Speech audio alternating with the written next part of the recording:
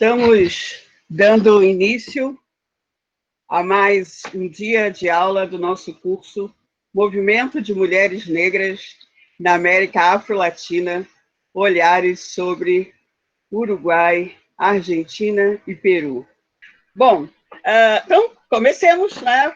Eu vou pedir a Ana, por favor, para colocar o nosso primeiro slide, porque é a partir dele que nós vamos provocar as nossas reflexões de hoje.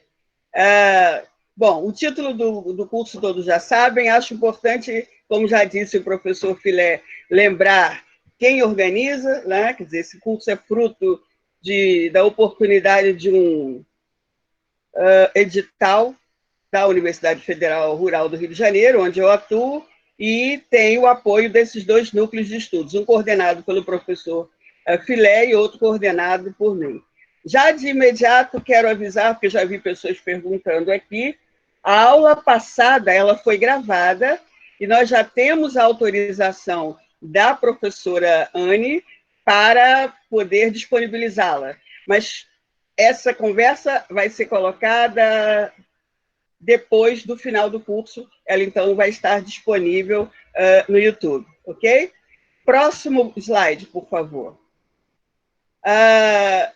Também já havia dito, só para lembrar, né, que esse curso, na verdade, é um compromisso que eu entendo de devolver à comunidade alguns dos meus achados, algumas das conversas que eu tive com ativistas nesses 3 países, dentro do meu período de pós-doutorado, que foi de agosto de 2018 a julho de 2019, né?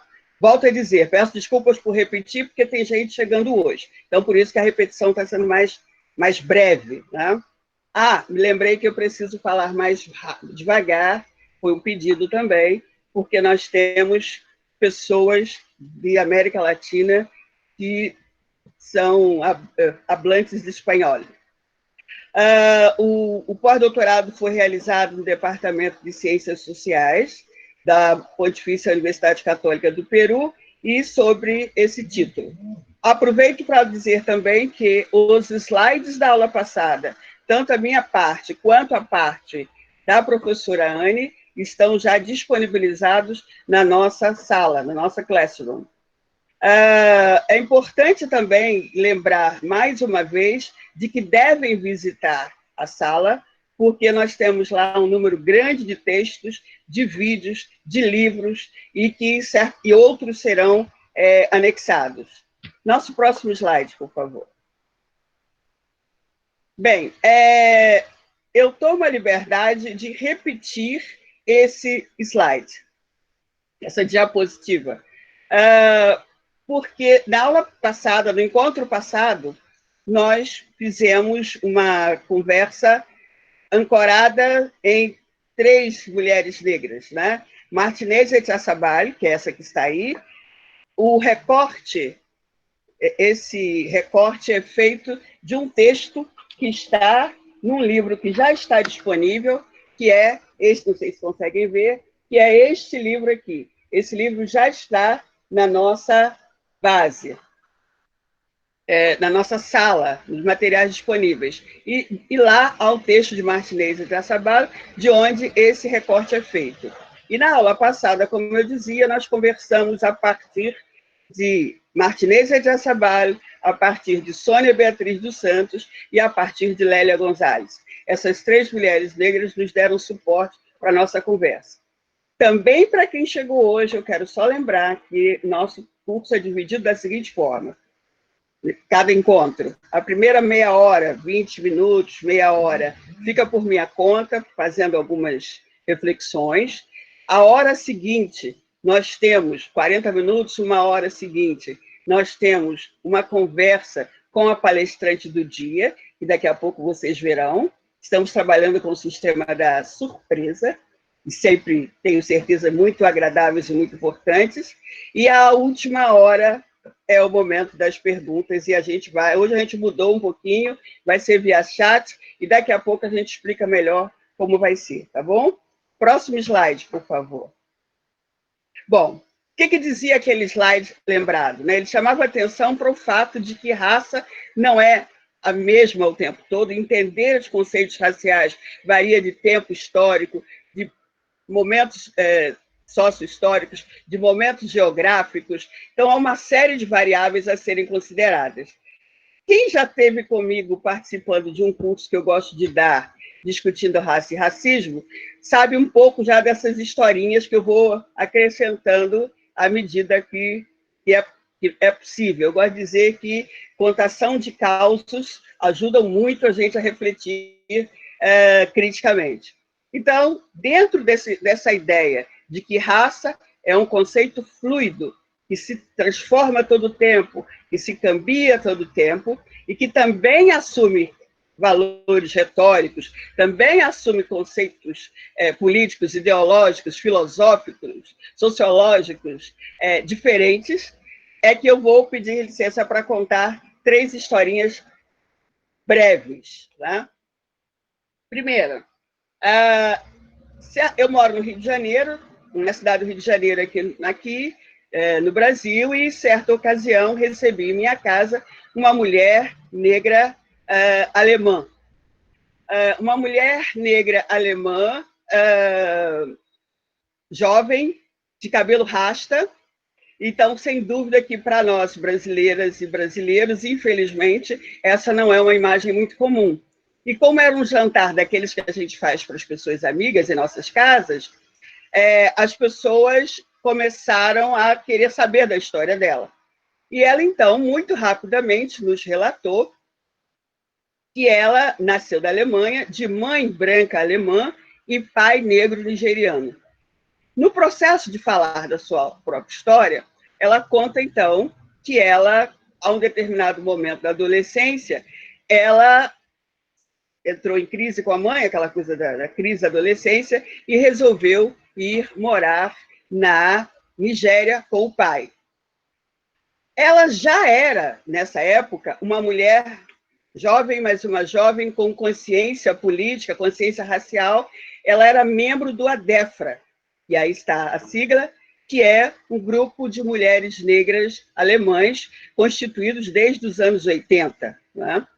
Então, quando ela sai da Alemanha, ela sai mulher negra, consciente, politizada, e quando ela chega na Nigéria, o pai já está casado, pai negro nigeriano, casado com uma mulher negra nigeriana e já com filhos. Então, ela sai da Alemanha, mulher negra, e ela chega na Nigéria e é recebida como a filha branca do pai nigeriano. Paro aí um pouquinho essa história e entro numa outra situação para pensar essa ideia de fluidez do ideário de raça. Imaginemos todos nós um empresário latino-americano, branco, né, rico, acostumado a ter todos os tapetes abertos para ele, e ele, lá um certo dia, resolve usufruir da sua posição econômica e resolve passear em Miami. Ele sai do aeroporto, vamos imaginar, do aeroporto de Brasília, né, no Brasil. Ele sai, um homem branco, à meia-noite, digamos. Às 7, 8 horas do dia seguinte, ele chega em Miami. Ele lá se transforma num homem latino. Ele sai branco, vira latino. E como latino, vira racializado. E necessariamente, nem todos os tapetes poderão se desdobrar para ele. Talvez, podemos também imaginar outra situação. Ele é bem recebido no aeroporto de Miami, e como Miami há uma grande comunidade latina, ele consegue, então, entre os seus iguais, ainda ter alguns tapetes. Mas aí ele resolve ir a Nova York. Pode ser que não seja a mesma coisa. Uma outra situação, ainda dentro dessa ideia, né, de retórica, da ideia e da visão de raça, eu quero falar de uma amiga negra, norte-americana, negra de pele escura, uma afro-americana de pele escura, é importante dizer a cor da pele, que um determinado momento, ativista, residente em Londres, desculpa, ativista residente em Washington, uma negra afro-americana residente em Washington. Num determinado momento da vida dela, ela decide ir morar em Londres. Quando ela chega em Londres, por ser uma mulher ativista, sem dúvida alguma, ela vai procurar a sua turma, né? E nesse processo, ela leva algum tempo até encontrar alguém, até que ela descobre, num determinado mural de avisos, que haveria, na semana seguinte, uma reunião de mulheres negras. E ela, então, vai até lá. Quando ela chega lá, ela vai encontrar mulheres latinas, mulheres portuguesas, mulheres espanholas, mulheres japonesas, e não vai encontrar nenhuma mulher negra no tom de pele dela. Talvez a gente pudesse até recorrer a um autor que ajudasse a pensar essa ideia, o que acontece com essa mulher afro-americana, que é Stuart Hall, num dos seus textos, ele vai falar do significante black. E ele vai dizer que, a partir dos anos 70, todo o ideário britânico de black como uma categoria de diminuição, uma categoria derrogatória, passa a se transformar numa categoria valorizada e valorada, porque o significado de black toma um outro lugar. A gente pode pensar isso em relação à realidade brasileira também, não é diferente, né? E na Londres, da ideia de que há uma brancura pura e hegemônica construída pelo Estado Nacional, todo mundo que não é branco, dentro daquela visão hegemônica, passa a ser negro. Daí a entender por que essa minha amiga afro-americana chega em Londres e encontra mulheres portuguesas, mulheres espanholas, num grupo de mulheres não brancas, num grupo de mulheres negras. Essa é uma história real. Uma outra história, essa é mais recente, eu conheci, eu vou evitar citar o nome desta segunda senhora, por uma questão de preservá-la, até pela história que eu vou contar. Uma mulher negra argentina, que hoje deve estar aí com seus 70 anos, mais ou menos, que eu conheci agora, nesse meu caminho de pós-doutorado, ela tem o tom de pele talvez um pouco mais escuro que o meu, ou como o meu, e ela nasceu na Argentina, filha de pais e mães argentinos, de avós argentinos, de bisavós argentinos, todos negros, todos de pele escura. E ela, como é uma pessoa do movimento, uma pessoa muito respeitada na América Latina, ela foi convidada. Houve uma invasãozinha aqui, vamos lá. Ela foi convidada a ir para um determinado país da América Latina para fazer uma palestra. Quando ela chega ao aeroporto e entrega o passaporte, ela no aeroporto argentino, saindo do país, entrega o passaporte para a Polícia Federal, imediatamente ela é retirada da fila e mantida num lugar privado, porque a polícia começa a desconfiar que aquele passaporte era falso, porque uma mulher com aquela aparência, com aquela cor de pele, com aquele corpo negro, marcadamente negro, não poderia ser argentina. E aí ela fica mais de uma hora em poder da Polícia Federal e, depois de muito observar, claro, descobrem que ela é realmente uma cidadã argentina.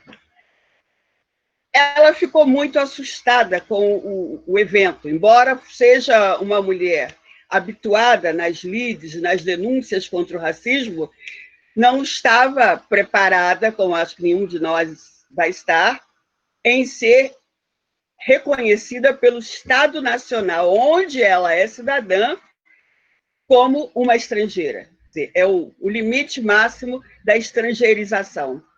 Ela, então, resolveu não sair, não ir ao evento, porque ela teve medo que, repentinamente, pudesse acontecer de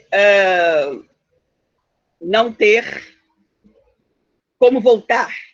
Se para sair ela passou por todos esses dissabores, percalços e racismo, né? Racismo institucional, racismo estrutural, a volta poderia, inclusive, ela ser impedida de regressar ao seu país. Ela achou por bem não regressar.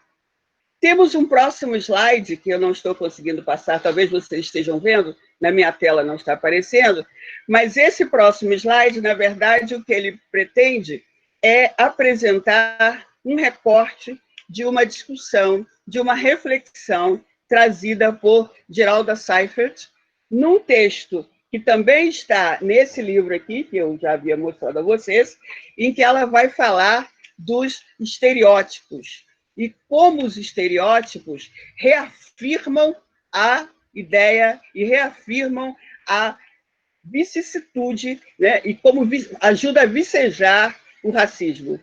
E aí, nesse sentido, no texto, ela vai, então, dizer para nós o seguinte, já desde o século XIX, que cabelo... voltou aqui, obrigada. O próximo. Cabelo, cor da pele, olhos, modelos cranianos faciais vão definindo o volume do cérebro, vão definindo o seu lugar ou a sua ausência num determinado grupo ou nas suas condições de direito. Isso já ela aponta que é desde o século XIX, e esses breves exemplos que eu trouxe agora, esses casinhos rápidos que eu contei, sem me detalhar muito, porque eu estou preocupada que, na verdade, é muito importante a presença da nossa palestrante, que já está nos aguardando, para que a gente pense, então, e eu sempre provoco isso, eu sei que muitas das pessoas que estão nos assistindo já sabem disso, mas outras não, é que todas essas teorias, né, que são elaboradas, que vêm sendo elaboradas ao longo dos séculos, elas se manifestam no dia a dia das nossas vidas. Tá? Quer dizer, a própria professora Geralda Seifert, num dos cursos que eu fiz com ela, ela foi professora do Museu Nacional, faleceu recentemente, num dos cursos que eu fiz com ela durante o doutorado, ela dizia que existem os cientistas e existem os divulgadores científicos. O que ela chamava de divulgadores científicos? Eu não preciso ter lido Gilberto Freire, basta assistir qualquer novela em qualquer televisão da América Latina, para ficar só na região que a gente está trabalhando, para eu ter certeza absoluta de que racismo não existe. Tá? Eu não preciso ter lido Nina Rodrigues para eu ter certeza de que as religiões de matriz africanas são religiões consideradas de menor importância. Tá? E isso está nos filmes, está nas músicas, está no dia a dia das conversas de bares. Então, essa frase, até onde eu sei, Geralda não deixou escrita, mas ela, sem dúvida alguma, ajuda muito a fechar um pouco essa nossa breve discussão de hoje, quando pensa que é importante a gente observar essas teorias, seguir estudando, seguir escrevendo ainda mais de forma denunciativa e crítica sobre elas, porque elas continuam ainda a coordenar as nossas vidas, por mais que haja lutas e haja movimentos. E aí, nesse sentido, nosso próximo slide já apresenta a nossa palestrante de hoje. É Beatriz Ramírez Abeia, ou Abeja, ou Abela. Ela vai nos dizer qual a pronúncia correta, que eu poderia ter perguntado, mas preferi que ela dissesse, por uma razão muito simples. Esse LL em espanhol varia muito de um lugar para outro. Né? Então, vamos lá. Ela cursou os primeiros anos da carreira de serviço social na Escola Universitária de Serviço Social. Ela realizou cursos sobre estudos de gênero, estudos sobre a condição da mulher no Uruguai. E também realizou cursos sobre gênero e etnia no Instituto Brasileiro da Mulher, que foi uma iniciativa do Instituto da Mulher Negra Gueledés de São Paulo, aqui no Brasil. A sua experiência docente, ela deu aulas em cursos para mulheres negras na Associação Negra de Defesa e Promoção dos Direitos Humanos no Peru. E ela participou também, deu aulas na Global Afro-Latin and Caribbean Initiative. Também foi professora de cursos para mulheres e política em Nova York e também em Washington, no período de 2006 e 2007.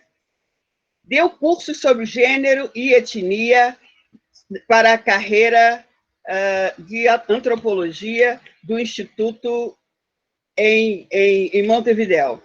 Mas não para aí. Continuamos com essa longa, e olha, aqui colocamos de forma resumida, mas achamos que era extremamente importante que nós conhecêssemos um pouco mais a partir do seu currículo. Do ponto de vista do ativismo, seu currículo é ainda maior, né? Em 1973, ela fundava o Grupo de Jovens da ACSUM, Associação Cultural e Social Negro, de Montevidéu. Em 1986, ela foi cofundadora da organização Mundo Afro, uma das mais importantes e referentes organizações do movimento negro no Uruguai e vigente, e presente, e atuante até os dias atuais. Ela fundou, em 1990, o Programa de Mulheres Negras, Gama. Em 92, foi cofundadora da Rede de Mulheres Afro-Latinas e Afro-Caribenhas, né? Que foi fruto do nosso encontro de mulheres da região na República Dominicana, em 1992. De 96 a 2006, ela foi coordenadora da região Cono-Sul desta Rede de Mulheres Negras da América Latina e do Caribe. Em 2001, foi cofundadora da Aliança Estratégica para os Afrodescendentes, ou para os afro-americanos. Em 2001, também, ela integrou a delegação oficial do país para Durban, a Conferência Mundial contra o Racismo, que ocorreu em Durban, na África do Sul. Em 2009, ela foi chefe do Departamento de Mulheres Afrodescendentes e Mulheres, que é no Instituto de Mulheres do Uruguai, e que ela vai nos explicar mais a respeito. Foi diretora do Instituto Nacional das Mulheres do Ministério do Desenvolvimento Social. Em 2018, e aí eu agradeço muito a oportunidade que a vida tem me dado e as minhas forças protetivas também, de ter podido estar nessa belíssima cerimônia de entrega em que ela foi declarada cidadã ilustre pela Intendência de Montevidéu, declarada cidadã ilustre da cidade de Montevidéu pela prefeitura da cidade. Foi algo bastante emocionante ter podido ver a comunidade local, as autoridades locais reconhecerem o papel importante dessa mulher na luta pelos direitos das mulheres da população afrodescendente. E, sem dúvida, ela tem produzido inúmeros artigos para revistas nacionais e regionais sobre esses temas. E ela também está com alguns artigos na nossa Classroom, para quem quiser acessar, por favor. Então, com vocês, a senhora Beatriz Ramírez, como todos nós conhecemos. Olá, Beatriz. Estás por aí? Já conversamos com Beatriz hoje, conversamos com ela às 14h30 como teste, então ela está confirmada, está chegando por aí, deve ser alguma questão de comunicação, de entrada. Mas enquanto ela não entra, eu quero continuar falando um pouco mais sobre Beatriz. que ela é daquelas pessoas que tem um compromisso com a luta e tem demonstrado esse compromisso desde muito jovem, né? Interessante que quando eu pedi a ela que mandasse o seu... Eu não vejo porque ela não entra. Quando eu pedi a ela que mandasse o seu currículo, como eu pedi a todas as outras, eu pedi que ela me mandasse até 10 linhas, imagina, né? Eu estou falando com vocês e tentando falar com ela aqui por WhatsApp. E que ela, então, me mandasse até 10 Professora, linhas. Olá? professora Joselina, Diga. desculpa, Leidiane. Eu estou com ela aqui no WhatsApp, ela está conectada aí na reunião. Eu falei com ela que ela já pode falar, Ah, tá bom? perfeito.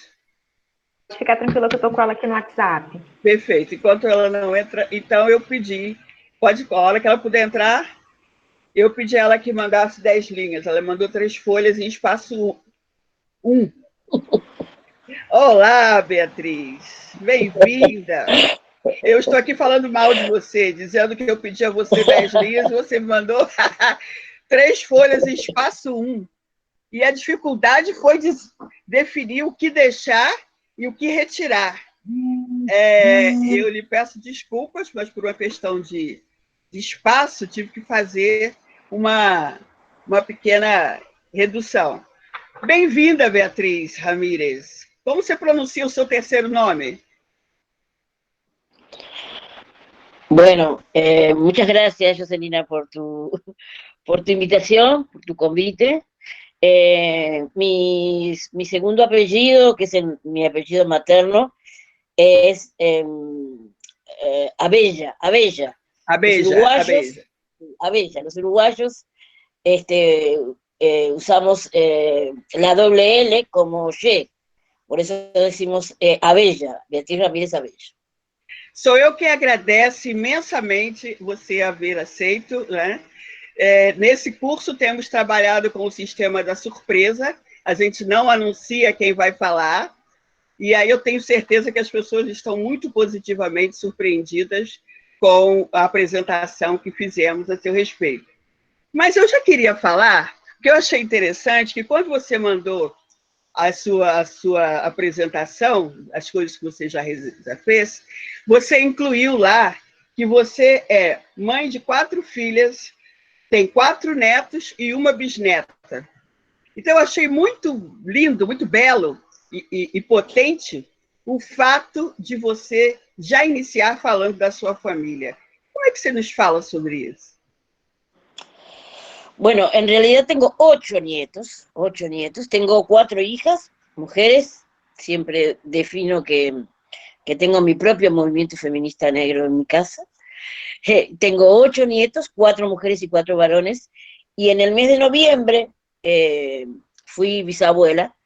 Mi nieta mayor es mamá de una hermosísima beba cuyo nombre es Olivia. Y siempre presento mi familia porque es la base central de las familias negras. Me parece, en mi caso no es ninguna excepción, de la familia que nos antecede y la familia que nos precede.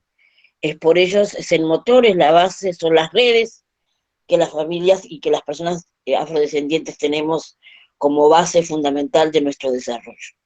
Perfeito, perfeito. Então, à medida que eu fui lendo o seu currículo, eu fui vendo que, através do seu currículo, se pode contar a história da organização da população negra uruguaia.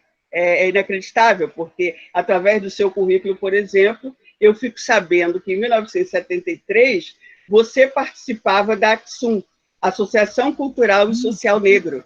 Você pode nos falar um pouco do que foi a ACSUM? ¿O do que é ACSUM? Sí. En el año 73 yo contaba con 17 años.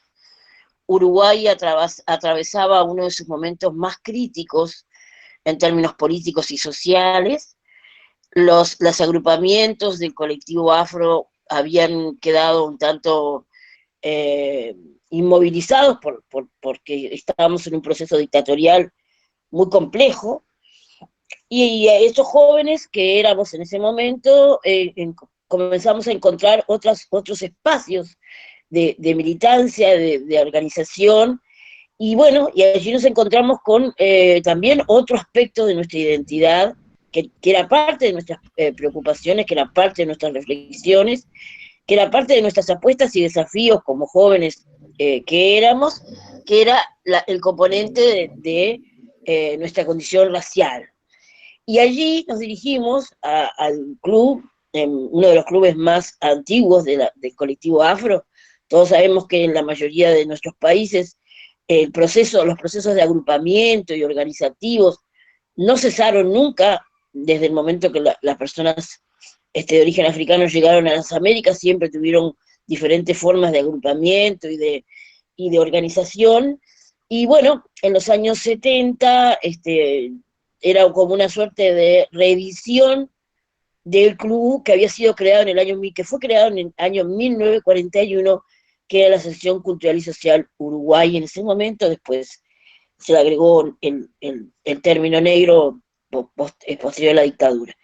Y allí Axun estaba dirigido, que yo sé que después vamos a conversar un poco más con mayor detenimiento, por una mujer afro-uruguaya que se llamaba Amanda Rorra, que nos convocó a muchos de los jóvenes que estábamos allí, que andábamos allí buscando respuestas a los problemas que nos acuciaban, a conformarnos en un grupo de jóvenes.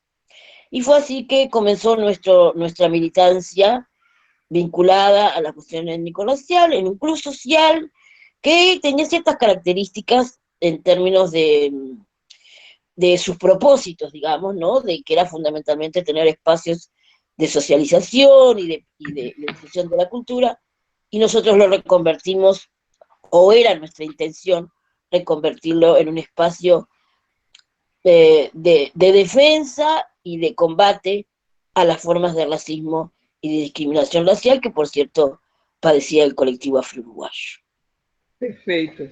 E aí, ainda seguindo o seu currículo, você diz aqui para nós que em 86 você foi cofundadora da organização Mundo Afro. Para nós que conhecemos pouco do Uruguai, é importante ouvir a história do Mundo Afro. Você pode contar um pouco para nós?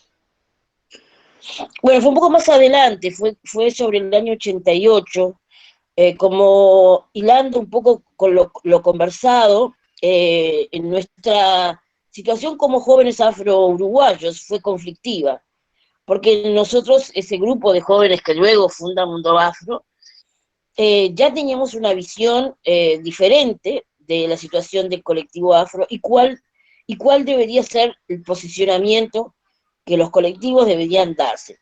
Fue un enfrentamiento intergeneracional, ¿verdad? Colectivos, personas de colectivo que participaban del club social querían de alguna manera sostener un statu quo y tener el espacio común o el espacio de acercamiento como un espacio, digamos, como neutro, con poca ideología. Y ya nosotros éramos unos jóvenes fuertemente ideologizados, con una visión que tenía un marco conceptual, que tenía una visión estratégica y que colocaba centralmente el problema del racismo y el combate del racismo y la discriminación, lo cual nos llevó inexorablemente a la creación de un espacio distinto, con otros principios, con otras características, en un contexto que además ya en el año 88 era luego de la reapertura democrática, luego del retorno de muchos uruguayos y uruguayas al país, colocaba la temática de lo racial en otro lugar. Y nosotros también habíamos hecho un proceso evolutivo del 73 que entramos en AXU. Al 88 ya éramos jóvenes, pero adultos, y con un claro sentido de a dónde dirigir nuestros pasos, ¿no? Ya no era el espacio de solamente de conocerse, de vincularse, sino que se convertía en un espacio de lucha, de defensa de los derechos de las personas afrodescendientes, de combate al racismo y de promoción de la igualdad racial. Ya esos 4 ejes eran muy claros, con un enfoque además que, si nosotros hablamos de mundo afro, y esos eran de alguna manera los principios básicos, también tenía como un componente que ha sido como el gran sello de ese tiempo y de nuestro tiempo, que fue el internacionalismo, ¿no? La importancia del vínculo, del intercambio, de la cooperación transfrontera. Nosotros no nos veíamos solamente como afro-uruguayos, sino que sabíamos que éramos parte de una diáspora que estaba allí y con la cual había que necesariamente vincularse para dar ese combate y para dar esa batalla tan importante a las estructuras que hacen de América Latina, ¿verdad? De las Américas, Perfeito. em sua totalidade. Então, o mundo afro surge, só porque para algumas pessoas que estão com dificuldade de acompanhar o espanhol, então, quando surge o mundo afro? Surge en el año 88 como una revista que expresa corrientes de opinión. Una revista en la cual muchos de nosotros escribíamos, también se invitaban a otras personas a dar sus opiniones sobre el estado de situación. Era como una actualización de la ideológica de la realidad de las personas afro en Uruguay, y esa corriente de opinión, ese flujo de conocimiento y de valoraciones, de conceptos, de marcos conceptuales claros, dio lugar a la creación también de un proceso organizativo, frente a una situación, un estado de situación concreto, que ya se podía visorar, de desigualdad, de dificultades en el acceso a la educación, al trabajo, a la vivienda, fruto de un proceso, fruto de las formas de discriminación racial, fruto de un racismo estructural que azotaba a las poblaciones afro, se hacía necesario generar un proceso organizativo que ya en el año 1989 se conforma con lo que es Organizações Mundo Afro. Perfeito, muito obrigada. E aí, ainda seguindo aqui o seu currículo, porque ele realmente faz história, você precisa escrever.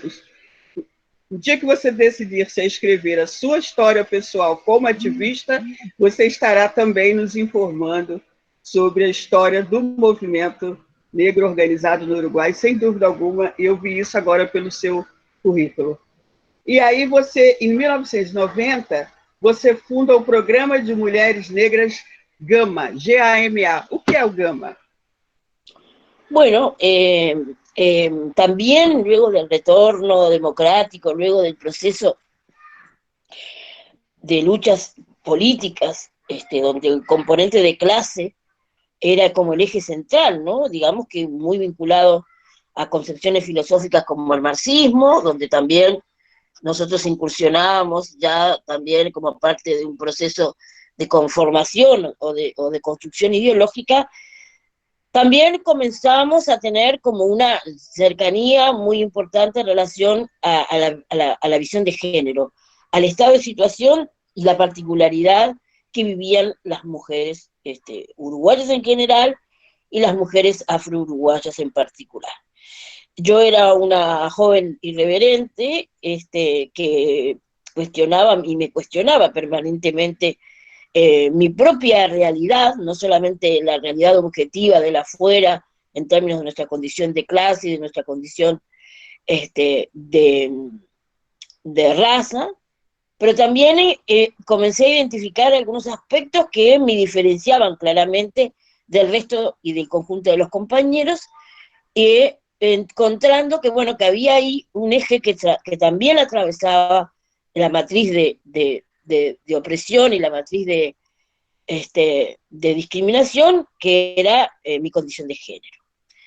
Creo que transitar estos temas tiene mucho que ver con las realidades personales que vivimos las mujeres, los lugares que los varones nos asignan, y aún en un movimiento negro, mixto y combativo, como era la Organización Mundo Afro, yo comenzaba también a encontrarme con dificultades en términos de mi possibilidade de... Com licença, Beatriz.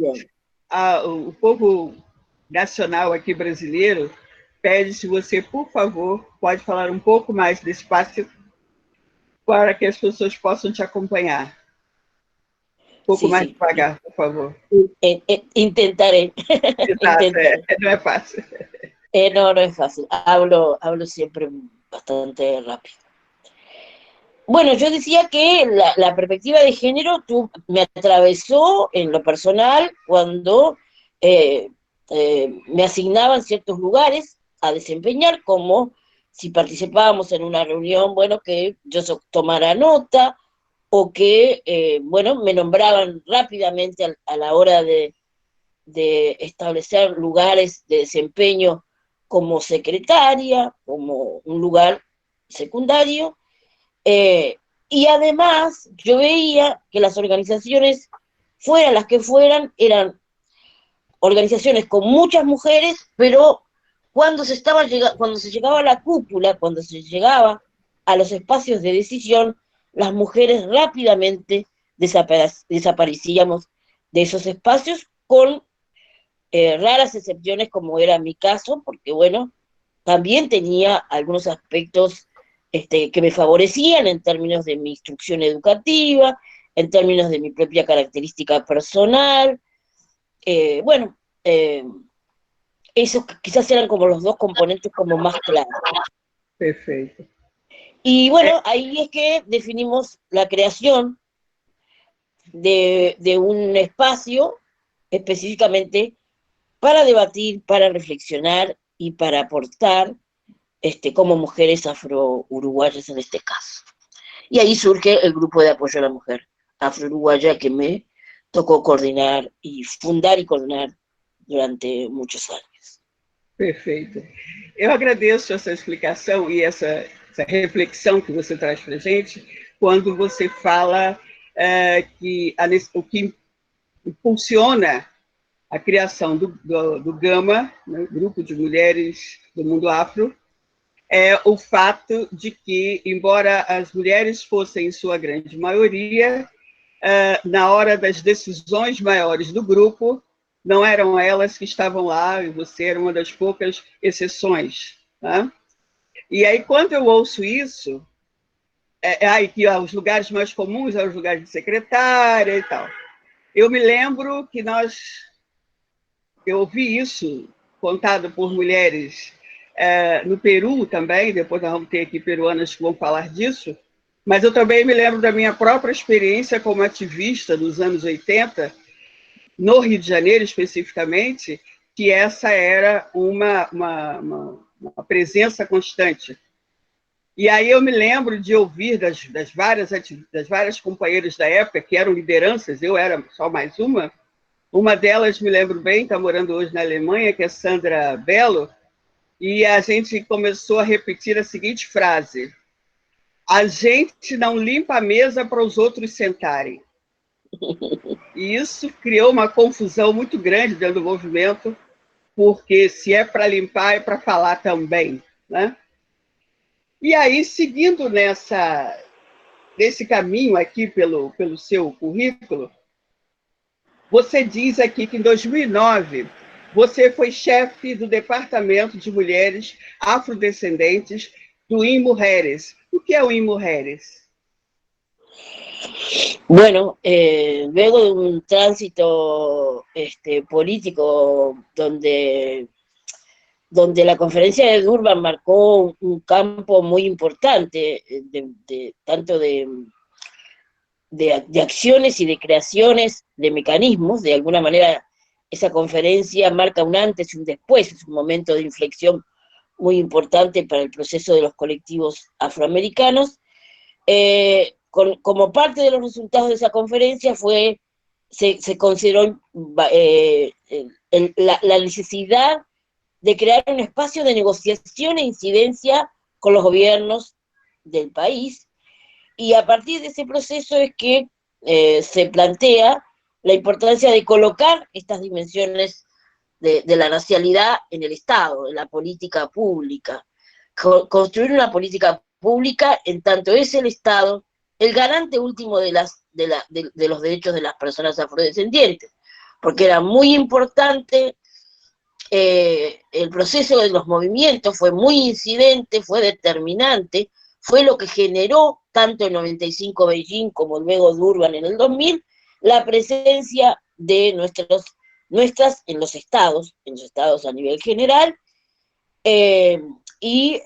por una definición, a mí me parece que eso es un tema que lo reitero con frecuencia, fue una definición de movimiento, no fue una decisión de los partidos políticos. El movimiento afro-uruguayo decide en una mesa de coordinación que se realiza en el año 90 que el Estado uruguayo debe colocar la dimensión étnico-racial en sus acciones, políticas y programas, pero con la presencia de los actores.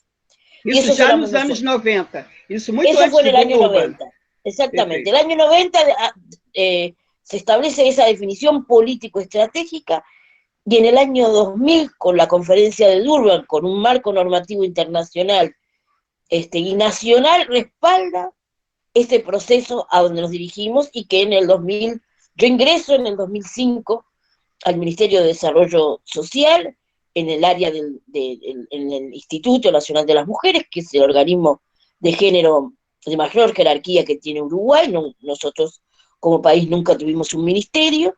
Então, é a nível de Estado, é como se fosse o Ministério da Mulher a nível de Estado. Exactamente, es lo mismo. Es la misma jerarquía en términos de otros países. Y yo asumo la dirección del departamento, lo que fue después el Departamento de Mujeres Afro.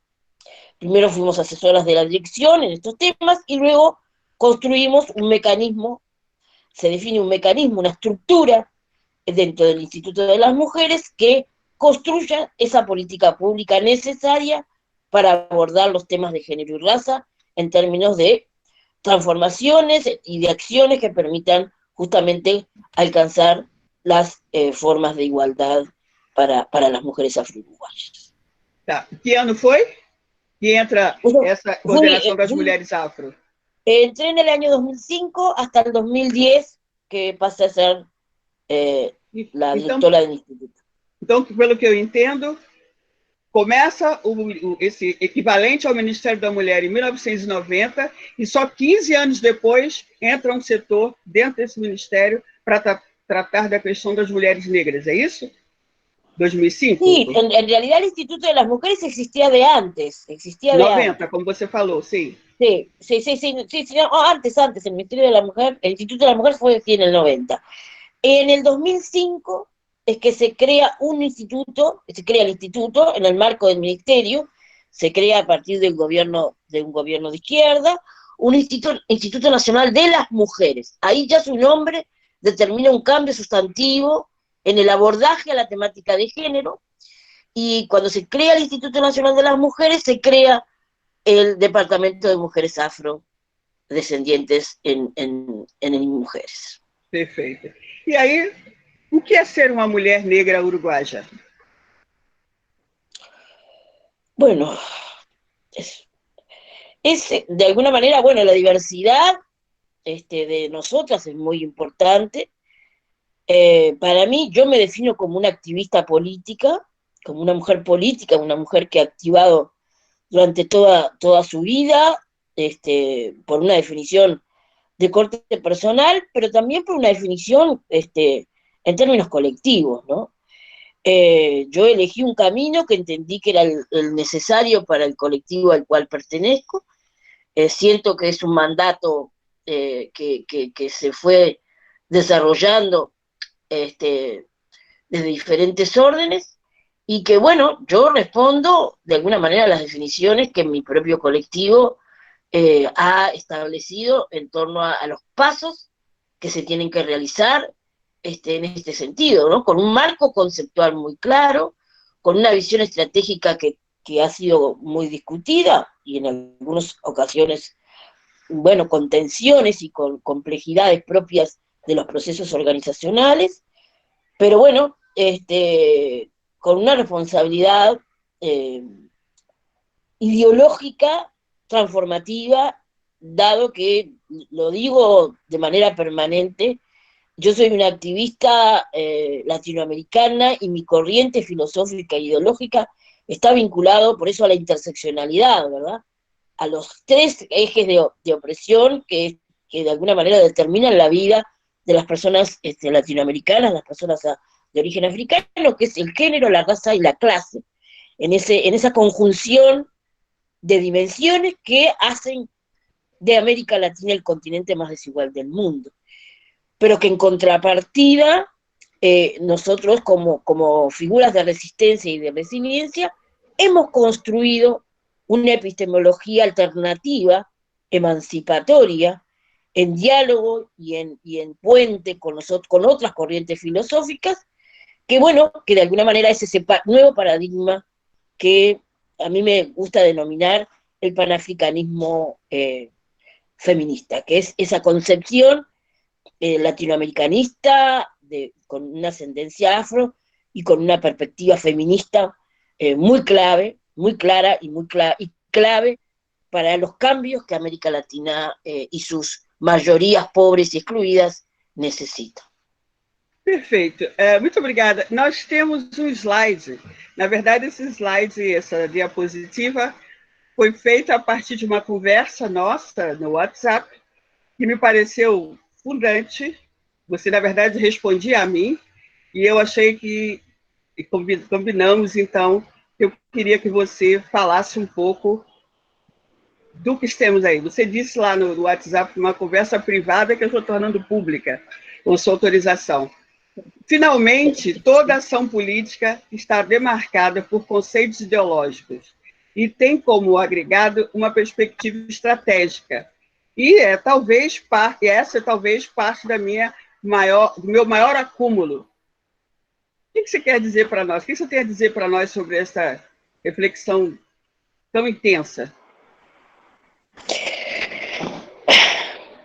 Cuando a mí me toca capacitar por los procesos de transversalidad de la dimensión étnico-racial en el Estado uruguayo, me ha tocado la capacitación, yo coloco fuertemente la importancia de traer al análisis el proceso histórico de las poblaciones de origen africano, las causas y consecuencias del racismo y el epistemicidio como una base fundamental en torno a cómo se construyó las bases del racismo y cómo de alguna manera nosotros hemos tenido que construir un conocimiento propio, una abstracción teórica que tiene mucho que ver con nuestro hacer y con nuestras prácticas políticas.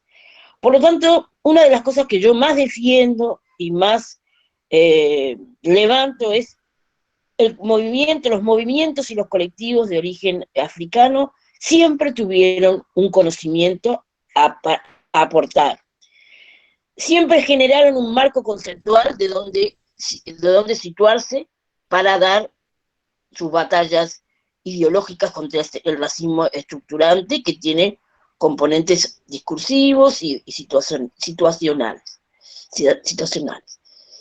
Y por lo tanto, cuando hablamos de esto, hablamos de que tuvimos que hacer una práctica, un ejercicio de tener un marco conceptual y de manera permanente una acción política y por lo tanto una mirada estratégica.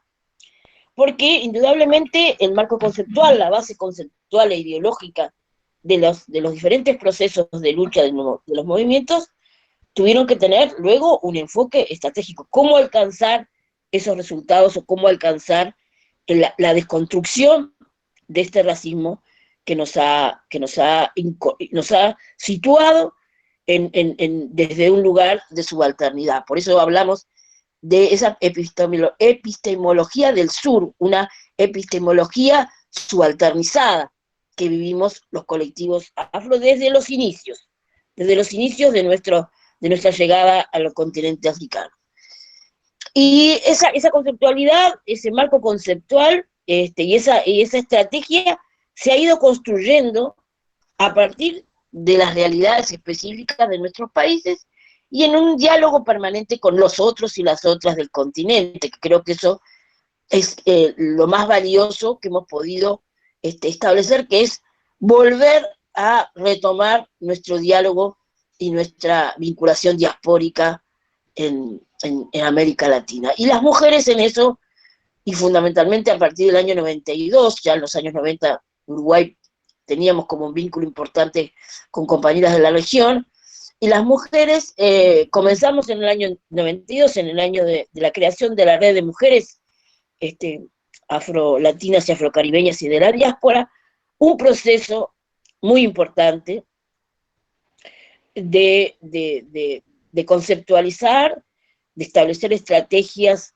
comunes para combatir las formas de racismo en los diferentes escenarios que se venían dando, y sobre todo porque en los años 90 Naciones Unidas se convierte también en un campo de disputa muy importante de todos estos temas, campo que las mujeres afrolatinas y afrocaribeñas supimos aprovechar, formarnos en estos temas y dar un combate muy importante de luchas y de nuevas conceptualizaciones de resistencia y de resiliencia desde nuestro lugar.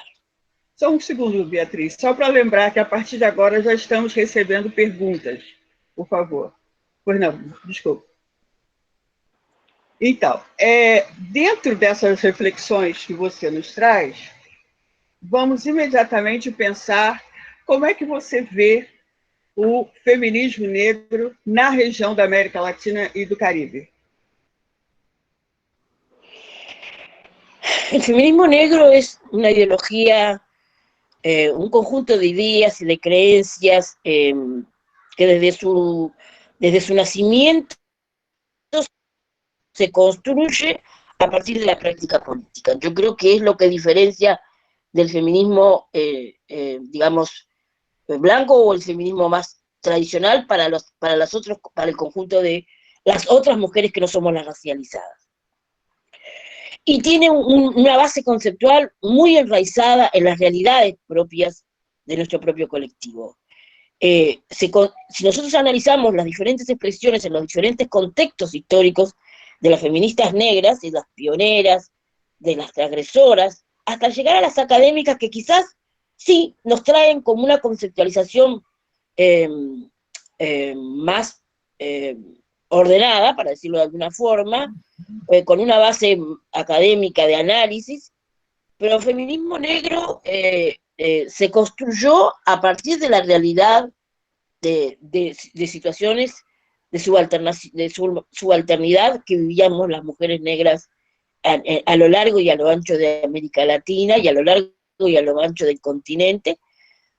El feminismo negro no es el feminismo solamente de los Estados Unidos, en que en muchas ocasiones nosotros escuchamos, y ha sido una referencia conceptual ideológica muy importante, pero en simultáneo América Latina ya tenía feministas negras que estaban enunciando, y hoy tú mencionabas al iniciar tu intervención, hablabas de Lelia González, hablábamos de Victoria,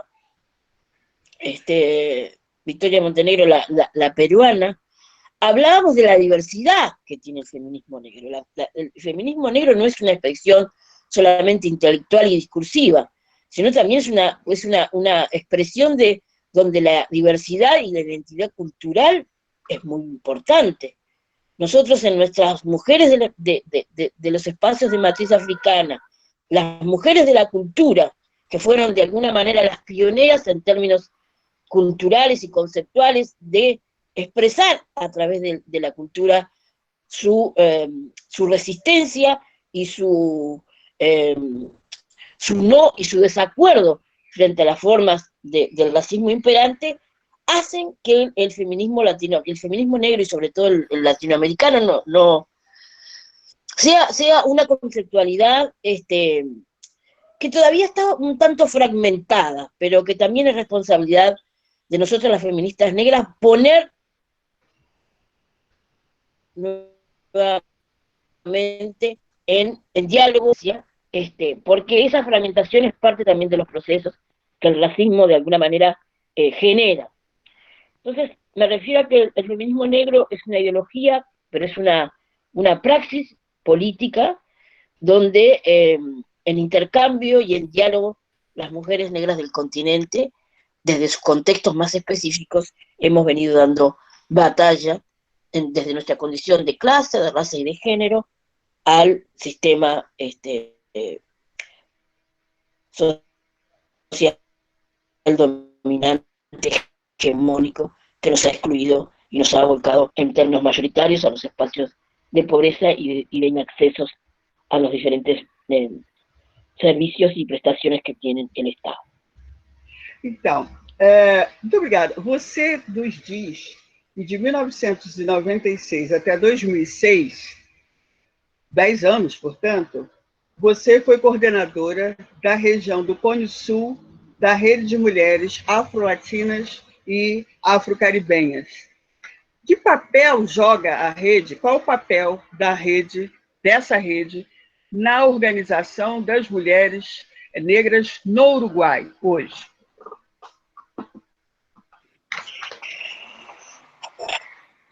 La red tuvo un fuerte rol en el proceso hacia Durban, si bien se conformó antes. Proceso para Durban. En el proceso, sí, en el proceso hacia Durban, en el proceso hacia Beijing y hacia Durban, la red, por ser una red continental, tuvo como un rol muy importante y de mucho intercambio, de mucho fortalecimiento entre las organizaciones de América Latina, de mujeres de América Latina y de las organizaciones afro, y fundamentalmente su trabajo estuvo en difundir, en incidir y garantizar la presencia de las mujeres de América Latina en los diferentes encuentros que se hacían preparatorios hacia Beijing y hacia Durban, que eran en ese momento el escenario más fuerte de incidencia política que se venía dando en ese momento. Y a nivel nacional, quizás su presencia no tuvo tanta incidencia en la mayoría de nuestros países, luego creo que sí, que fue como fortaleciéndose. De hecho, cuando yo ya estaba en el gobierno, en el Instituto de las Mujeres, se crea, de alguna manera el propio departamento contribuye y facilita la posibilidad de crear espacios nacionales, y se crea la Red Nacional de Mujeres Afro-Uruguayas, que hizo como un proceso sumamente interesante de poder ser quien, de alguna manera, difundiera todos los resultados en términos de lo que el derecho internacional, lo que Naciones Unidas en las diferentes conferencias se había podido alcanzar, ¿verdad? Tanto la declaración de Beijing y el plan de acción, como la declaración de Durban y el plan de acción de Durban, son los dos marcos normativos más importantes que pudimos alcanzar las mujeres de América Latina, las mujeres afro-latinas y afrocaribeñas en ese proceso, ¿no? Y bueno, eso fue como el motor para llegar a nuestros países y poder difundir y que las mujeres pudieran hacer el uso y usufructo de sus derechos. As mulheres negras no Uruguai têm uma agenda específica de luta? Quais são os principais pontos da agenda de organização das mulheres negras no Uruguai?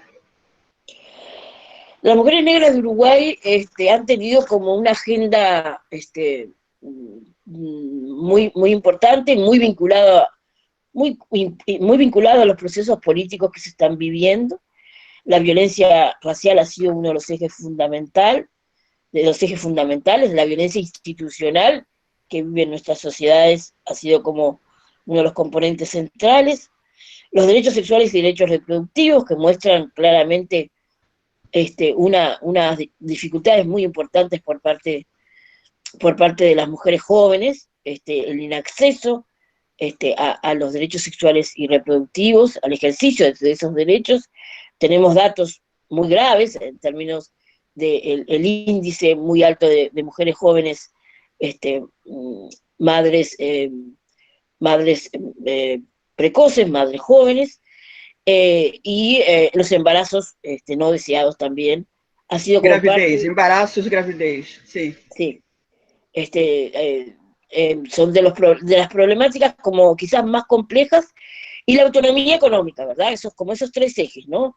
El tema de violencia racial, que ingresó inclusive en una norma que se estableció en Uruguay sobre el tema de violencia, por primera vez en una norma, en una ley, se coloca la violencia racial, por todos los temas que tienen que ver con la violencia institucional, los derechos sexuales y reproductivos, que es uno de los grandes desafíos que se tienen como parte de la agenda,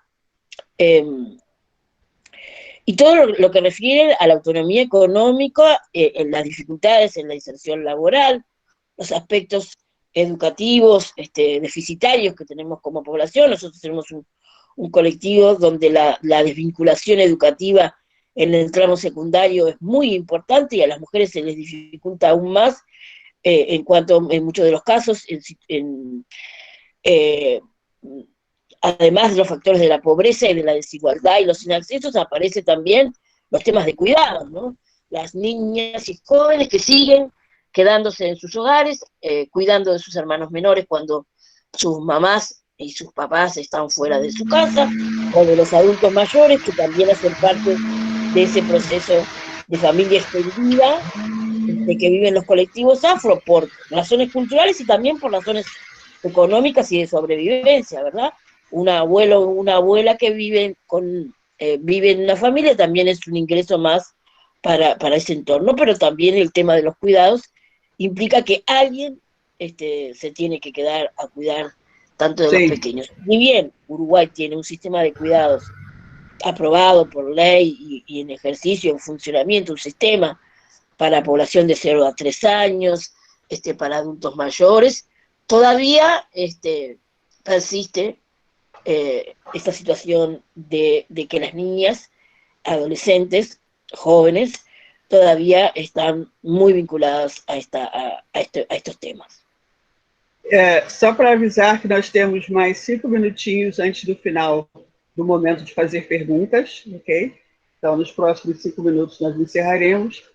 Então, a gente percebe que essa agenda ela é muito mais ampla do que simplesmente a imediata discussão apenas de lugar da mulher na sociedade, mas ela inclui todo um referencial, toda uma vida, né? Quer dizer, pensar em mulher negra está para além da discussão apenas de gênero, mas uma série de outros aspectos da vida social que vão influenciar na vida dessas mulheres negras. ¿Poderíamos pensar así?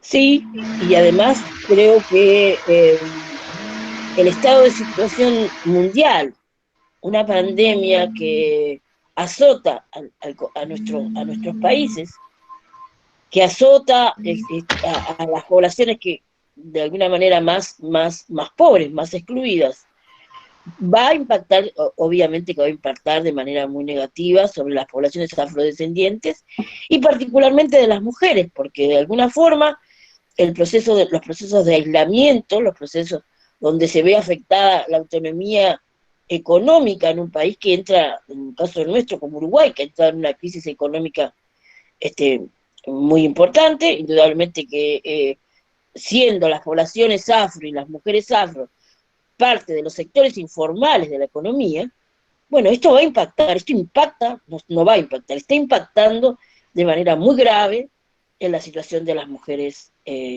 afro-uruguayas y particularmente las mujeres, los sectores de población económicamente activa, ¿no? Los tramos de mujeres jóvenes y adultas que en sus ingresos, a través de su desenvolvimiento a nivel informal, también se van a ver con situaciones altamente deficitarias en términos de sus ingresos y en términos de sus autonomías, y ahí, bueno, con todo la implicancia que esto significa, que se profundiza en términos de la violencia de género, se profundiza y se agrava en términos del tema de los cuidados, y bueno, habrá que poder tener la capacidad de analizar para poder atender y abordar en el próximo tramo de este año y el que viene, el impacto del COVID en las poblaciones afro y particularmente en las mujeres. Estamos quase chegando ao final da intervenção, porque daqui a pouco abrimos para as perguntas, mas eu não poderia terminar sem perguntar a você que mulher de referência, que mulher negra da história da organização uruguaia você gostaria de se referir e nos contar um pouco sobre ela?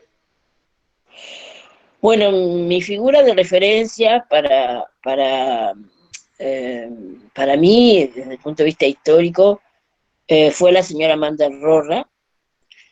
La señora Amanda Rorra fue una mujer que cuando yo ingresé en el movimiento negro uruguayo, yo tenía 17 años, ella era una activista y luego fue la presidenta y fue quien sostuvo en el proceso de dictadura sobre sus espaldas a la Asociación Cultural y Social Uruguay. Fue una mujer... Só um instante, só para entender. Ela foi presidenta de ACSUM, de la Asociación Cultural y Social Uruguay, perfecto, donde yo ingresé con 17 años al proceso, digamos, a lo que después fue mi activismo social, político y cultural dentro del colectivo afrodescendiente. Amanda Rorra. Amanda Rorra era una mujer que no había finalizado su tramo primario, no había terminado la escuela, pero que tenía una capacidad de conducción y una capacidad de poder analizar la realidad social del colectivo afro, que me impregnó de mucha sabiduría en términos de mirar la situación de nuestro colectivo en términos de proceso y de proyección. Yo era muy discutidora, muy irreverente, y bueno, ella me ayudó a repensarme en términos de otros activos que yo ya tenía, como era la educación, como era la formación y una visión de futuro.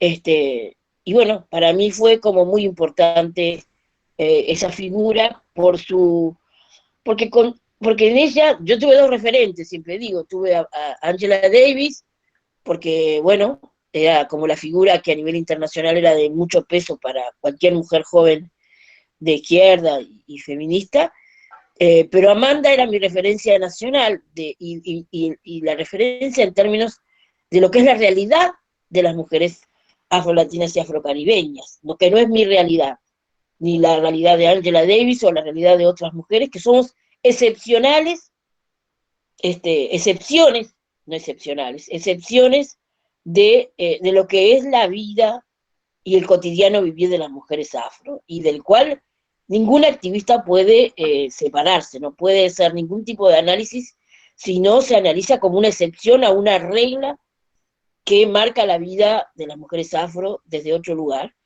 pero también desde esa excepción que la Amanda Rorra, su compromiso comunitario, su compromiso con su colectivo, fue como una marca que me llevó de por vida a entender que uno puede hacer un desarrollo individual, educativo, profesional, intelectual, pero si se divorcia de su cultura, se divorcia de su identidad, se divorcia de las realidades, de las realidades mayoritarias que viven los colectivos afrodescendientes, nunca va a poder contribuir de manera responsable a las transformaciones que nuestros colectivos deben alcançar. Perfeito.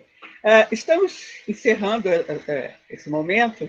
Alguma coisa a mais que você quisesse acrescentar?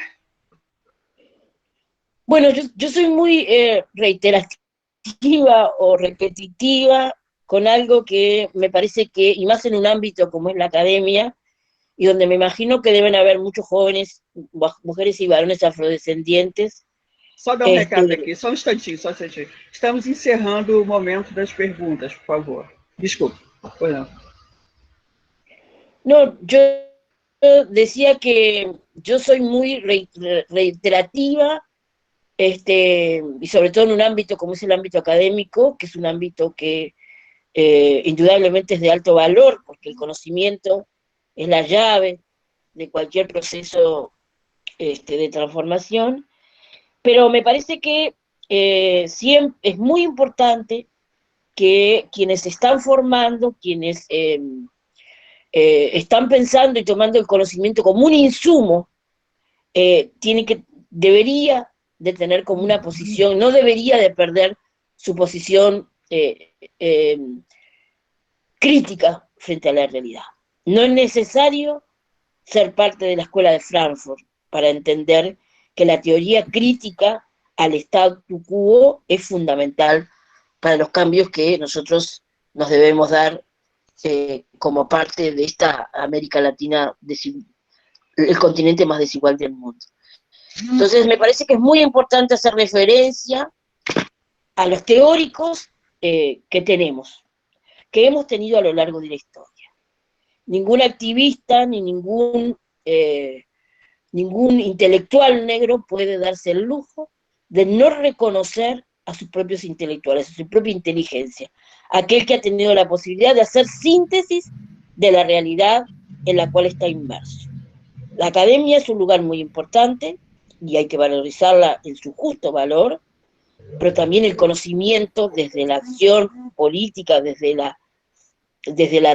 la práctica política y de la acción del activismo, esa abstracción teórica tiene que ser un desafío permanente para el conjunto de estudiantes y de jóvenes, mujeres y varones que quieran, entiendan necesario que su colectivo no sea solamente una élite la que accede a la educación, sino que la educación sea una herramienta transformadora y que iguale a todas las personas.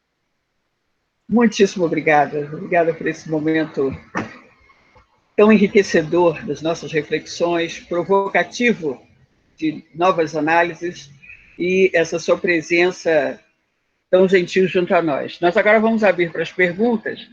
E quem faz a primeira pergunta? Vai entrar aqui a nossa colaboradora. Olá. Oi. Professora Beatriz, boa tarde. A pergunta é da Gabriela. Lembrando que falar devagar, tá? Por favor. Tá bom. A pergunta é da Gabriela Guine para a professora Beatriz.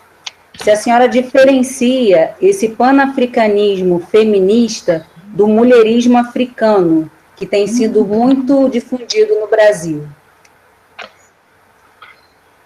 Sí, sí.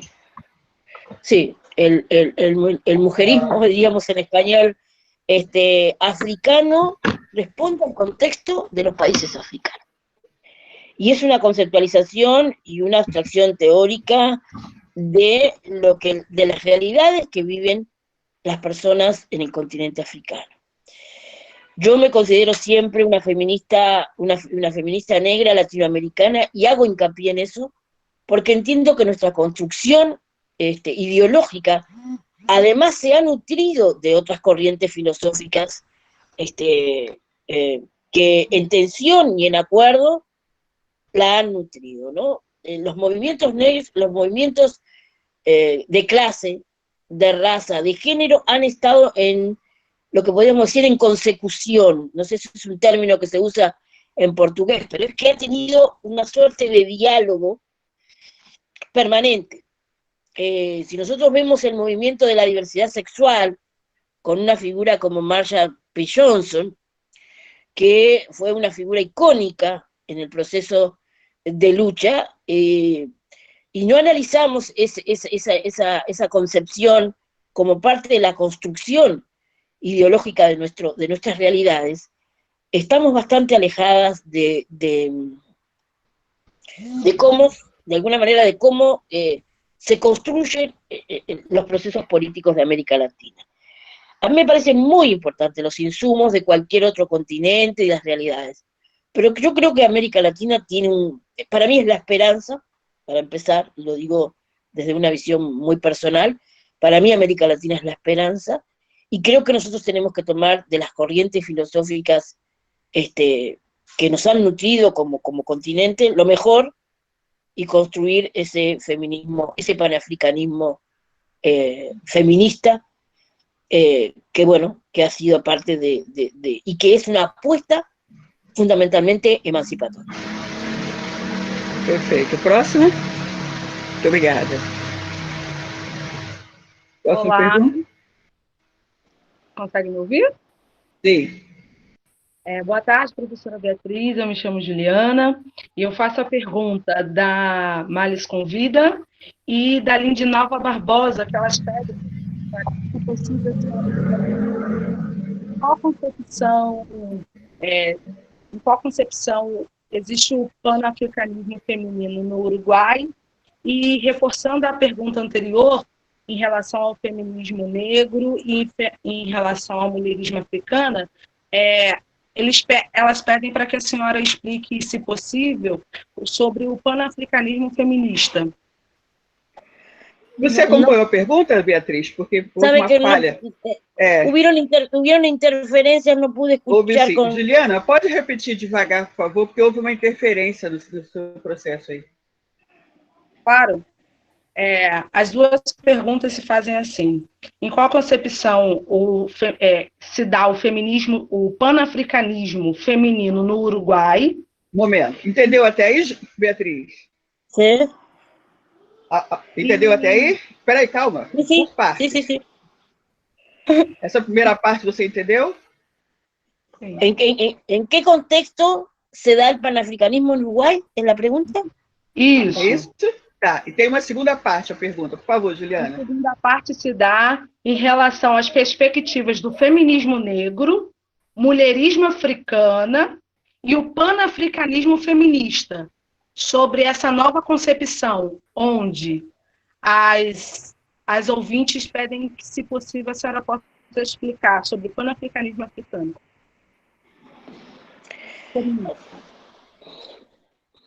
Tudo bem, Beatriz?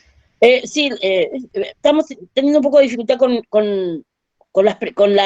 el audio, pero voy a tratar de contestar,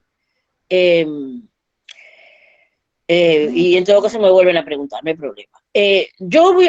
Creo que el panafricanismo feminista desde Uruguay, el panafricanismo feminista para mí es una concepción que yo defiendo en términos de la importancia del diálogo entre las feministas negras de América Latina. Por lo tanto, no hay un panafricanismo uruguayo, hay un panafricanismo feminista, porque hay una conceptualidad desde el feminismo negro que nos tiende puentes, y desde el año 92, cuando nosotros entendimos que era necesario generar una acción política colectiva, articulada, coordinada, fundamentalmente en ciertos espacios, en ciertos escenarios de lucha, bueno, eso fue como de alguna manera colocar un nuevo enfoque que era fundamentalmente desde el feminismo negro.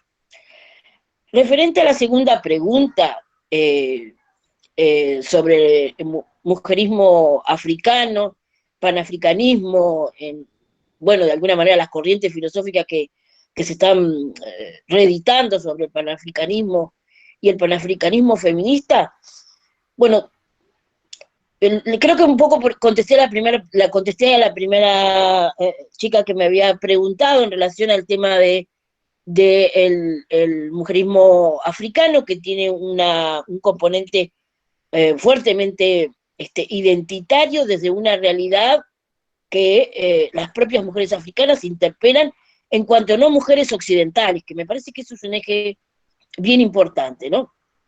Nosotros tenemos, las afro-latinoamericanas tenemos un componente occidental dentro de nuestra corriente filosófica y de nuestros pensamientos, que es inexorable, porque nuestra construcción ha sido en un contexto donde lo occidental ha sido marcante, fundamentalmente para aquellos países donde las poblaciones afro somos como menores en términos numéricos. Por lo tanto, nosotros entendemos como muy importante lo que es las corrientes filosóficas de origen africano, pero nuestras realidades son diversas. Y con respecto al panafricanismo y su surgimiento, fundamentalmente con la figura de Edward Dubois, que en su etapa final de vida reconoce claramente la importancia y el rol de pensamiento y de acción política de las mujeres, pero nunca hizo partícipe, ni nunca colocó en su agenda del panafricanismo los temas de género. Por lo tanto, este panafricanismo feminista al cual yo me refiero, bueno, es colocar estos aspectos dentro de las agendas continentales, lo que hemos venido haciendo sistemáticamente a partir del año 92, ¿verdad? Es cómo colocar las dimensiones de género y los componentes de la racialidad en un marco de acciones globales e continentales. Muito obrigada. Próxima pergunta? Ainda temos tempo, vamos lá. A próxima pergunta é da Ana Gomes, e ela pergunta, professora Beatriz, na sua perspectiva, quais as disputas que serão implementadas a partir dos feminismos afro-latinos e das próprias epistemologias do Sul? Compreendeu? Sí, una muy interesante pregunta. Y porque en realidad la epistemología del sur, las epistemologías subalternizadas, porque son las epistemologías del sur, tienen como déficit la conceptualización de nosotras las feministas negras. Hubo un déficit, hubo una ausencia, hubo una omisión de parte de las epistemologías del sur, referida a cómo las mujeres afrolatinas y afrocaribeñas concebimos nuestra realidad y cómo de alguna forma nos vamos dando un camino, un recorrido conceptual, ideológico, que nos permita transformar estas realidades, ¿no? Creo que si hablamos de epistemologías del sur, si hablamos de epistemologías subalternizadas, tenemos que hablar del feminismo negro y del panafricanismo feminista como corrientes filosóficas a ser incorporadas en estas corrientes de pensamiento, en tanto teorías críticas de los sistemas imperantes. Muito obrigada. Juliana, tem a próxima? Sim. Quem faz essa pergunta é a Tereza. Como entende a interface entre o feminismo negro e ativismo de mulheres negras, que não se entendem feministas e pesquisadoras negras? Tudo bem, Beatriz? Sí. Quer que... Sim, então, cá. Yo creo que el feminismo, considero, el feminismo negro no siempre está bien conceptualizado, no siempre está claramente conceptualizado.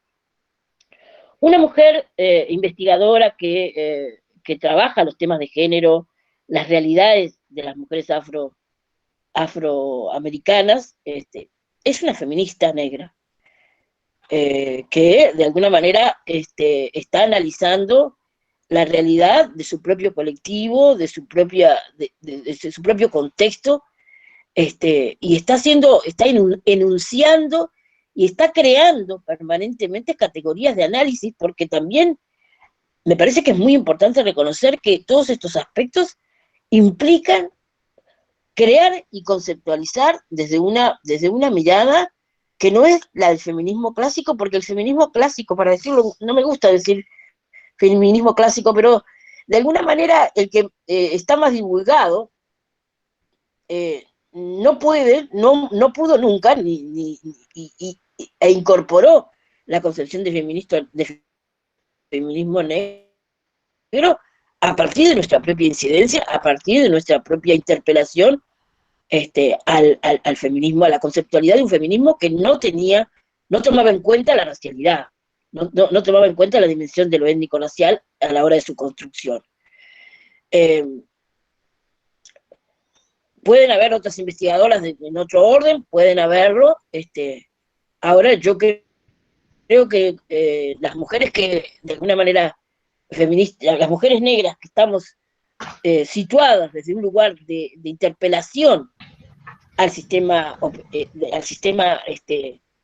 de opresión de la cual somos sujetas, somos feministas negras por definición, porque estamos de alguna manera interpelando a los ejes de opresión que por razones de clase, por razones de raza y por razones de género determinaron un lugar subalterno para nosotras en nuestras sociedades. Muito obrigada. Próxima, Priscila? Oi. A pergunta é da Michele Silva. Quais são as principais agências de lutas das mulheres negras do Uruguai? Diferencia muito das demais mulheres da América Afro-Latina? E quais têm sido as contribuições das organizações de mulheres negras para a educação uruguaia? Tudo bem, Beatriz? Sí. Bueno, no se diferencian, iniciando como una de las primeras respuestas, no se diferencian demasiado del resto de la agenda de las mujeres negras de América Latina, porque la base el contexto social y económico de nuestro país es bastante similar en términos que la raza es una causal también de pobreza y de exclusión, por lo tanto, siempre, de alguna forma, siempre atiende a las situaciones que tienen que ver con ejes de inclusión, como es la educación, como es el trabajo, y si bien las mujeres uruguayas son también las más educadas, las que tienen mayores niveles de instrucción, de cualquier manera, su desempeño a nivel social tiene las mismas dificultades que tienen el resto de las mujeres de América Latina, afrolatinas y afrocaribeñas, donde se le suman otros ejes de discriminación, como puede ser la territorialización. No es lo mismo la realidad de las mujeres negras de la capital a las mujeres afro de los lugares más alejados de las ciudades, de las urbes, ¿verdad? Las mujeres rurales, en fin, ahí como que se va cruzando como los diferentes ejes que de alguna manera establecen o determinan mayores desigualdades para las mujeres. Se me fue una de las preguntas. O final da pergunta qual é, Priscila? A segunda parte? Oi, está me ouvindo? Sim. Segunda parte qual era? Sobre educação. Los aportes. ¿Cuáles eran los aportes? E quais têm sido as contribuições das organizações de mulheres negras para a educação uruguaia? Bueno, yo creo que lo que posibilitó el Departamento de Mujeres Afro, en términos de institucionalidad, ha sido como muy importante, ¿no? Creo que ahí están como, fue haber podido recoger y analizar y establecer nuevas categorías, nuevos cuerpos de análisis y nuevas categorías que han venido incorporándose dentro de los espacios de la educación, de manera de poder entender, de tener una mejor comprensión del estado de situación de la población afrodescendiente y particularmente de las mujeres. Uruguay desde el 2005 en adelante tiene, y lo decía en mi intervención inicial, tiene una institucionalidad que construyó política pública, que colocó dentro del eje de las políticas públicas la dimensión de género y raza, que puso en diálogo estas dimensiones con otros organismos del Estado, y fundamentalmente la educación. El año pasado nosotros tuvimos una fuerte apuesta de trabajo con los organismos de la educación, colocando estos temas con la comunidad educativa en su conjunto. Nosotros llamamos de comunidad educativa a los docentes, a las personas que hacen parte de los centros educativos, de todos los niveles de la estructura de la educación, Y bueno, ese aporte, hecho por diferentes organizaciones, porque nosotros recurrimos permanentemente al conocimiento de las organizaciones expertas en estos temas, creo que ha sido como un eje muy importante que inclusive están solicitando ya la reiteración de este proceso de formación para los centros educativos, para que sean los centros educativos de alguna manera quienes repliquen, quienes reproduzcan dentro de sus currículas educativas el rol de la población afrodescendiente, de esa desconstrucción y dignificación de las personas de origen africano en la construcción histórica, que esté colocada al servicio del conjunto de los estudiantes y que puedan conocer y reconocer los aportes de la población de origen africano a la construção da nação uruguaia. Muito obrigada. Ainda temos tempo para uma perguntinha a mais. Juliana, está por aí? Sim. A pergunta é da Roana Nunes, dizendo: como é a atuação das forças de segurança no Uruguai para com a população negra? Bueno, Uruguay, como todos los países de la región, no atraviesa uno de sus mejores momentos en términos de su calidad democrática, para decirlo de alguna forma. El tema de la seguridad es un tema muy complejo, ha sido como una agenda muy dura, que se ha levantado contra los más jóvenes, contra las personas más jóvenes, y bueno, y dentro de las situaciones de mayor complejidad en términos sociales están las poblaciones afro. Por lo tanto, nosotros estamos como muy alertas, muy preocupados sobre el estado de situación, que medidas de seguridad represivas vayan a caer sobre los jóvenes, fundamentalmente varones, de nuestro colectivo, ¿no? No voy a decir que Uruguay vive la misma realidad de Brasil, pero no queremos llegar a que pase que la gravedad con la que operan las fuerzas de seguridad marcadas por el racismo pase a tener también una expresión en Uruguay. En este momento Uruguay tiene dentro de su organismo de seguridad una unidad étnico-racial, que eso no es un tema menor, que no asegura, pero que de alguna manera nosotros apelamos a ese espacio que ha sido un espacio de trabajo educativo, formativo, con las fuerzas policiales fundamentalmente, no tanto de las otras fuerzas militares, pero sí de las fuerzas policiales, y bueno, y que de alguna manera también es un espacio de recepción de denuncia frente a situaciones de violencia o exabruptos de corte forzoso, digamos, donde la seguridad han ejercido un abuso en su fuerza sobre las poblaciones de jóvenes. Pero sí se han visto en Uruguay situaciones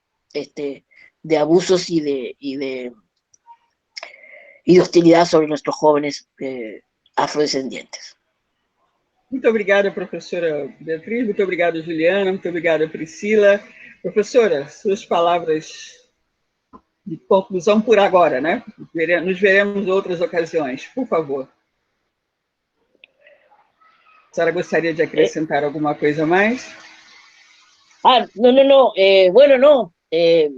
Agradecer profundamente este espacio de análisis, de reflexión tan necesario. Yo creo que es un momento, y tomo su guante, como decimos en Uruguay, de poder escribir a través de una narrativa propia sobre el proceso que nos ha tocado vivir los afro-uruguayos en los últimos 50 años, que es lo que de alguna manera he sido partícipe.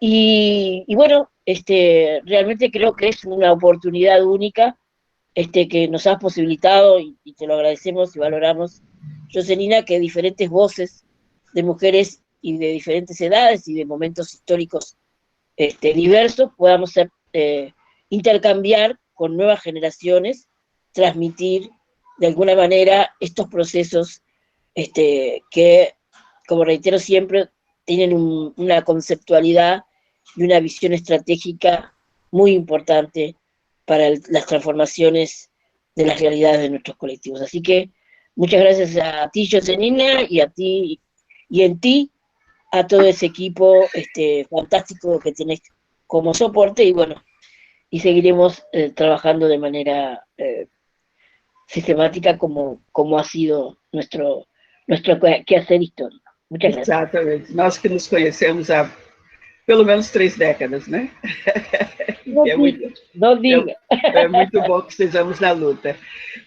Os agradecimentos aqui no chat não cansam de aparecer, todo mundo, expressões como encantada, muito obrigada, excelente análise crítica, muitas graças, e por aí afora, todo mundo realmente muito agradecido e entusiasmado.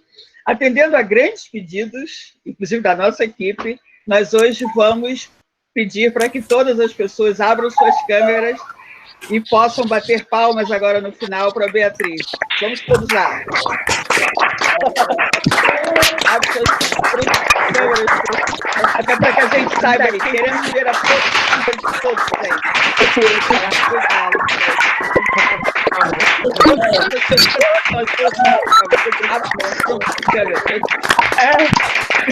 ver. Sempre, mais câmera. Vai abrir, vai abrir. Agora garante que é tempo da praia. Vamos lá. Muito